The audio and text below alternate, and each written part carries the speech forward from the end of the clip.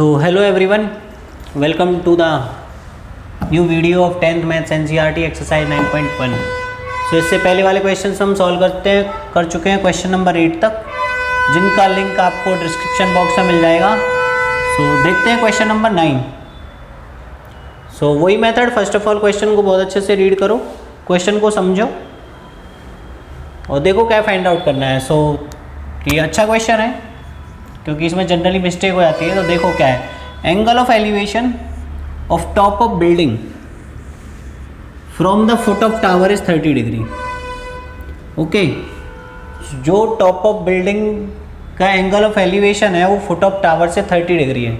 यहाँ से ये पता चला हमें कि दो चीज़ें हैं, एक टावर है और एक बिल्डिंग है।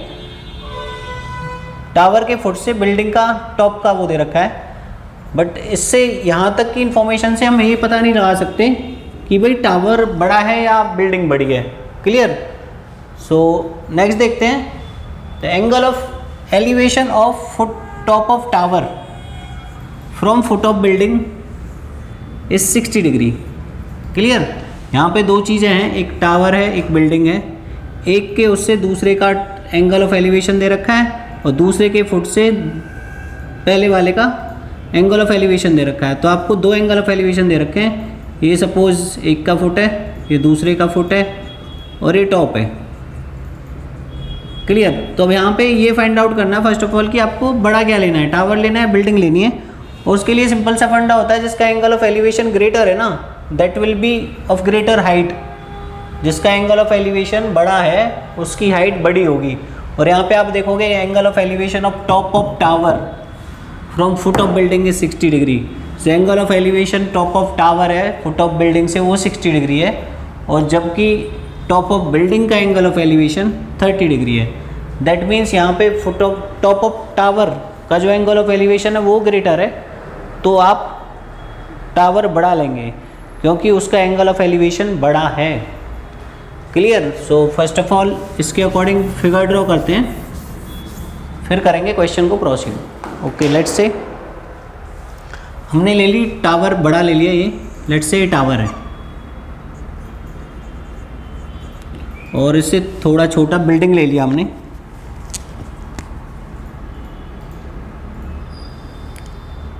लेट्स से बिल्डिंग है। फर्स्ट ऑफ ऑल तो आपको यही समझ आना चाहिए कि हमने बिल्डिंग छोटी क्यों लिया, टावर बड़ा क्यों लिया है। बिकॉज टावर का एंगल ऑफ एलिवेशन बड़ा है इसके फुट से और इसका एंगल ऑफ एलिवेशन छोटा है इसके फुट से। ओके, ये टावर का फुट है, ये बिल्डिंग का फुट है। ओके, ये टॉप है दोनों के। अब हम करेंगे फर्स्ट लाइन, देखिए angle of elevation of top of building from foot of tower is 30 degree. जो टॉप ऑफ बिल्डिंग का एंगल ऑफ एलिवेशन है फुट ऑफ टावर से, एक हॉरिजॉन्टल लेवल ले लेते हैं, ये है 60 डिग्री। फुट ऑफ टावर से टॉप ऑफ बिल्डिंग का एंगल ऑफ एलिवेशन ये है 30 डिग्री। क्लियर? नेक्स्ट लाइन पढ़िए, angle of elevation of top of tower, tower के टॉप का angle of elevation from foot of building is 60। Top of tower का from foot of building से ये है 60 degree. सो ये एंगल ग्रेटर है 60 angle of elevation, इसलिए हमने टावर को बढ़ा लिया है। ओके, सो ये हो गया आपका प्राइमरी जो आपको दे रखा है क्वेश्चन में। ठीक है, इसके अलावा लास्ट लाइन पे आते हैं, if the tower is 50 metre high then find the height of the building. Tower की जो हाइट है वो 50 मीटर है, ये जो हाइट है इसकी वो है 50 मीटर। नेम दे देते हैं, let's say A B C D। Okay, तो यहाँ पे भी दो ट्रायंगल बन रहे हैं। जब भी दो ट्रायंगल बनते हैं किसी क्वेश्चन में तो हम वन बाय वन दोनों ट्रायंगल्स को यूज करते हुए फाइंड आउट करते हैं। तो देखिए, let A B the tower,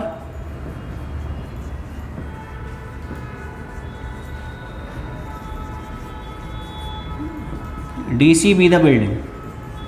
और ये आपको अच्छे से समझ आना चाहिए कि बिल्डिंग को छोटा और टावर को बड़ा क्यों लिया है। ओके, इसके अलावा आपको गिवन है ए बी इक्वल्स टू 50। बाकी चीज़ें आपको फिगर में दिखा रखी हैं और आपको फाइंड आउट करना है हाइट ऑफ बिल्डिंग।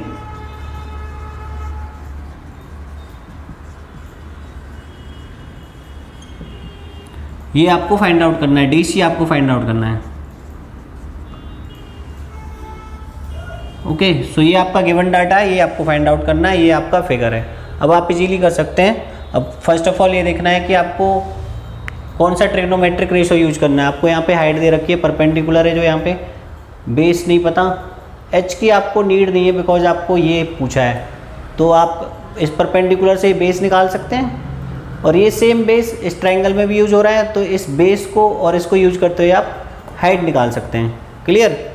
सो देखते हैं, पहले लेते हैं triangle ABC। In triangle ABC, बड़ा वाला ट्रायंगल, फिगर में देखिए आप, बड़े वाले ट्रायंगल में, सो 10 60, 10 होता है P/B, परपेंडिकुलर अपॉन बेस। यहाँ पे परपेंडिकुलर है AB और बेस है CB। ओके, यहाँ पे ये परपेंडिकुलर है, ये बेस है। इस ट्रायंगल की बात करेंगे तो ये परपेंडिकुलर है, बेस कॉमन। सो 10 60 की वैल्यू होती है √3। AB की वैल्यू आपको क्वेश्चन में दे रखी है 50, और CB फाइंड आउट करना है यहाँ से। तो CB आ जाएगा यहाँ से, CB √3 CB = 50। तो यहाँ से आपके पास CB की वैल्यू आ जाएगी,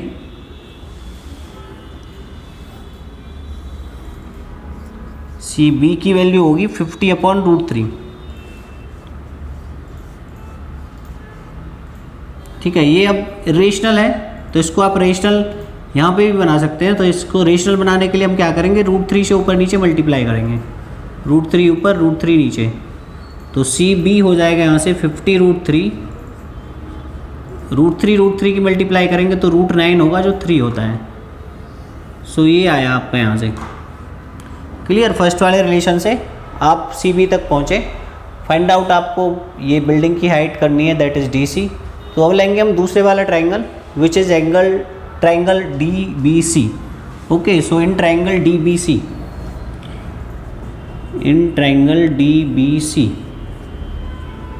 ये वाला ट्रायंगल DBC, ये वाला। सो इसमें लगाएंगे 30, एंगल है तो tan 30, क्योंकि बेस गिवन है, बेस हमने फाइंड आउट कर लिया ये रहा।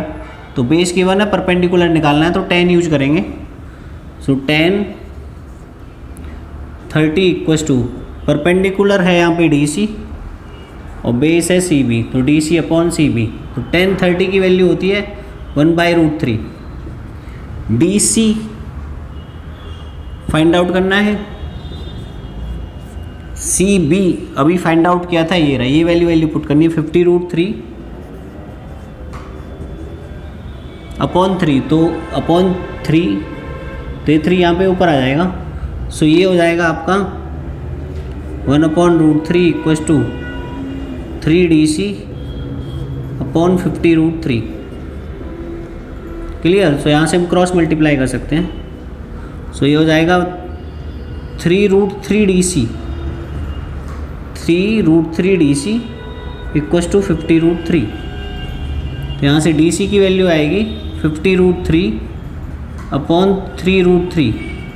√3 से √3 cancel out, so DC will be 50/3। Okay, और यहाँ पे CB की वैल्यू फाइंड आउट की थी, यहाँ पे आप लिख सकते हो from equation 1। Clear? So DC ही आपको फाइंड आउट करना था क्वेश्चन में, यहाँ पे आप देख सकते हैं। सो DC आया 50/3। तो एट लास्ट आप इस तरह से लिखेंगे, हाइट ऑफ बिल्डिंग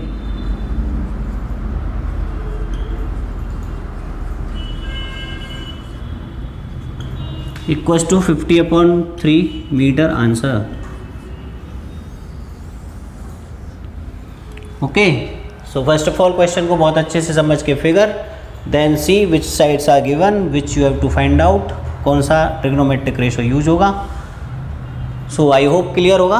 अगर आपको समझ आता है तो चैनल को सब्सक्राइब करें। Thank you very much, thank you.